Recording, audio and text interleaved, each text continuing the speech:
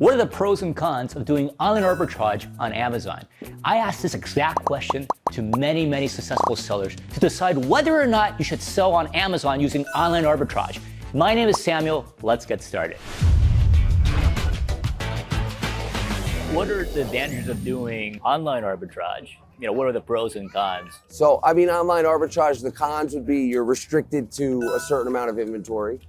Basically whatever the store has on hand.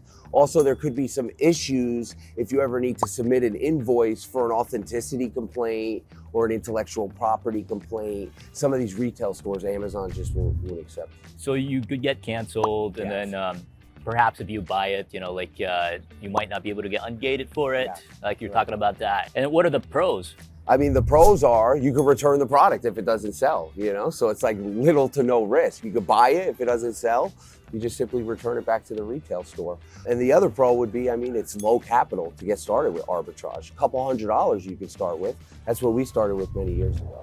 We use the words RA, OA, so retail arbitrage, online arbitrage, wholesale. We use them as differentiations to define how we buy products. And at a fundamental level, they are just labels on the supply chain. How you buy products is up to you. So RA is really good at, if you've got very low cash, you want high margin, really great, but it's very time intensive. OA is great, you can scale it really big, and I know people who've grown up to 10 million, but again, you need an army of VAs, but your ability to go deep is a lot more challenging. And then you'll transition into wholesale when you want to deploy more capital, probably without as much labor or VAs, for example.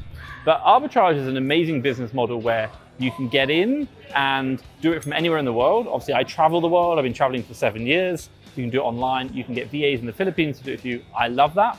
And you can even compound it with things like cashback, coupon codes, discount cards. All these things are going to make a difference.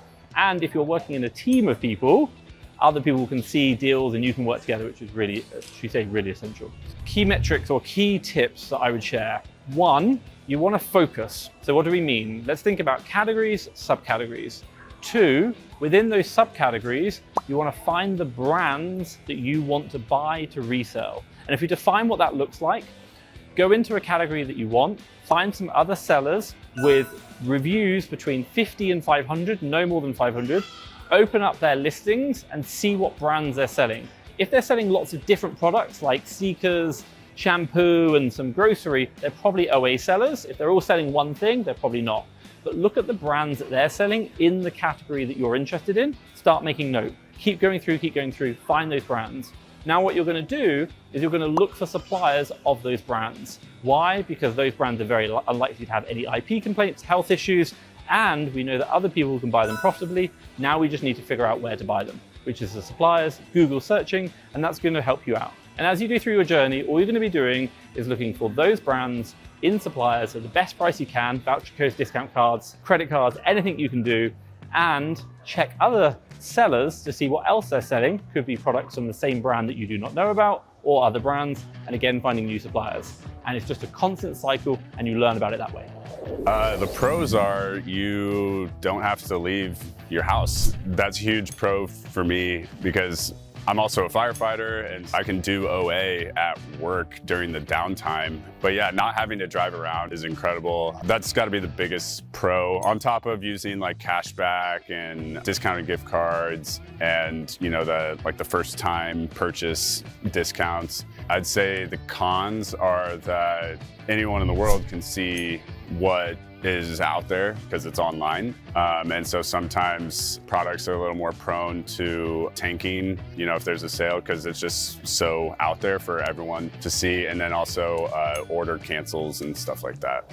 The pros and cons are pretty much the reverse of doing retail arbitrage. And the pros is that it's cheap to do. You can hire virtual assistants to go do it. Various methods, using tactical arbitrage, software, leads lists. There's all kinds of ways to do online arbitrage that you can't do in the retail arbitrage. And then the con is the fact that it's so easy to do. So your competition is going to be way more fierce. The margins are going to be a lot lower. So those are the pros and cons. Just getting started, it's like, how on earth do I do this? There's the regular online arbitrage for apparel. People do beauty, people do supplements, people do eBay to Amazon. People do so many different things. Maybe just try a few different things and try to figure out what works for you, what's good for you. Really get good at that one business model, and then that's where the money is when you're actually super good at a business model. What are the pros and cons of doing online arbitrage? So the pro is you're not in your car all day driving around town, looking for deals, driving 15 minutes in between stores. That's amazing. And so you just get the items delivered straight to your house or to your prep center, and you could literally buy all your products, send it to a prep center, and never even see your items at the extreme version of it, you know? And you obviously want to do that once you are a little bit more comfortable with it. That's a major pro, that you don't have to do it. Cons, it's slightly lower ROI sometimes. Then I tried everything so I could understand each one of the business model and kind of like decide which one fits the best for me and for my personal situation, because we're all different. We all like different things, and that's normal. So I started with books, then I went to RA, then I went to OA, then I did a little bit of private label, and then I jumped into wholesale, and we're doing wholesale 100%, and we're gonna stick with wholesale for now, for a couple of years at least. So it depends. I mean, like every business model it has just pros and cons, as everything. I would say arbitrage is the best business model to get started. Okay, kind of like doing like those first couple steps into Amazon. But once you start growing, like you're gonna need the wholesale power. You can buy 100 units, 200 units, 2,000 units of a product if it's kind of like the best seller. So you're gonna need that power if you really wanna like scale up those numbers. Online arbitrage is a great way to scale retail arbitrage, and it's a great way to learn. With OA, there's a ceiling that you will hit in how fast you can scale your business. It's definitely scalable, but in order to get past a certain level, you do eventually need to get into wholesale. But it's a great way to get that cash flow going, to get over the learning curve of being an Amazon seller, and to really set specific SOPs that's going to help you really set up a good foundation for a successful business. I'm doing 100% online arbitrage, so it fit my style. 2014, I was doing a little bit of RA, and then I quickly switched to OA because I find out sourcing from home is much easier for me. So that's a matter of a choice. And then I realized I can source anytime I want, and I can access hundreds of online store versus RA, you only have a limited number of stores to go to. Even though OA, the margin, relatively speaking, is lower than RA in general. However, if you have enough leads, you'll be able to cherry pick the leads that potentially give you also equivalent amount of the profit. I look into OA that online, that means there's a possibility you can actually do something that I cannot do with RA. For example, I can play, I use a lot of gift card and I use a cashback. I can work with the vendor to be able to develop a relationship, will be able to allow me to access a better discount. And things like that with OA, I think it's unique. Pros of online arbitrage is you can do it from anywhere. You have the ability to source products from just about any place, any website that you can access, especially if they're able to send it to your prep center, right? Another pro is you can take advantage of discounts, coupons, discounted gift cards, etc. And you can track all of that stuff, in a lead tracking system. Now, some of the cons, though, are going to be that you've got a lot more competition because you can do it from anywhere. Anyone can do these things. And so you're going to have more sellers that have access to these products. So you might have, some more products that end up tanking a little bit. But ultimately, if you do it at a big enough scale or you select the right products, then it's an excellent business model that people can take to millions and millions of dollars a year. Yeah, so some of the pros, I would say, one, it's easy and it's quicker. So I could buy something from, let's say, Walmart. I'll get it in 2 days. I could send it to Amazon right away. So it's very quick. You can move things quicker. There's always sales at retail arbitrage, online arbitrage. There's always sales as well.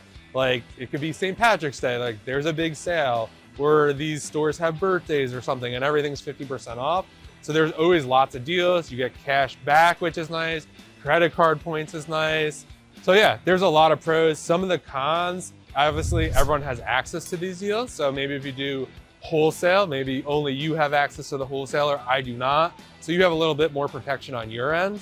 And then some other cons, some websites don't let you order a whole ton or you get order cancellations. I always say everything's figure outable. So like you can just kind of find those sites that let you order a lot. But those are some of the pros and cons in my opinion.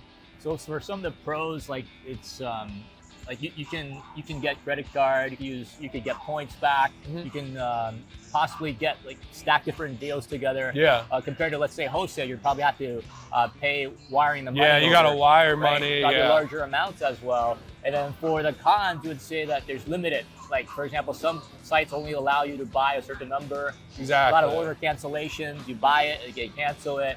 You have to find ways around that as well. Exactly. That's another big pro to online arbitrage, being able to buy a little or a lot based on if you're doing wholesale, like you probably have to buy 50 to 100 of one ASIN. If something goes really bad with that or you get restricted, banned, inauthentic, and you can't sell it anymore, you're holding a big bag of money. But with OA, if you buy 5 or 10 of something and Amazon's like you can't sell anymore, it's really not that big of a deal. Right.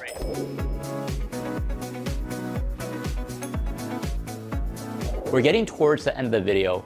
Hope you found it useful. That'll help you decide whether or not you should do online arbitrage or not. The last tip for today, if you're not using a repricer yet, consider using the #1 AI repricer, which is BQool, with over 12 plus years of experience and thousands of happy customers. We know how to help you win the buy box. I'll see you in our next episode.